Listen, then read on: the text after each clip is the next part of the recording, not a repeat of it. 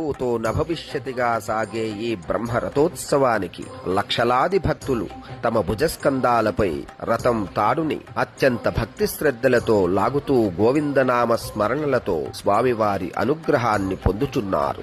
ప్రణవనాదమై సాగే గోవిందనామ స్మరణ మోక్షదాయకం. రథమందు నృసింహ దర్శనం మోక్షమునకు సోపాన మార్గం. పత్రం పుష్పం ఫలం తోయమని భక్తిగా సమర్పించిన పత్రమైనను ఉదకమైనను పుష్పమైనను ఫలమైనను నేను స్వీకరించదనని భగవదువాచ. స్వామికి ప్రీతిపాత్రమైన దవనము మిరియాలను స్వామికి సమర్పించి తిరిగి వాటినే ప్రసాదంగా స్వీకరించి తమ శారీరక మానసిక రుగ్మతలను పోగొట్టుకొని ఆ శ్రీవారి అనుగ్రహాన్ని పొందుచున్నారు. కలౌ స్మరణమాత్రతః గోవిందనామ స్మరణ చేస్తూ రథాన్ని లాగే భక్తులకు మోక్షము సిద్ధిస్తుందని ఆగమశాస్త్ర విదితం.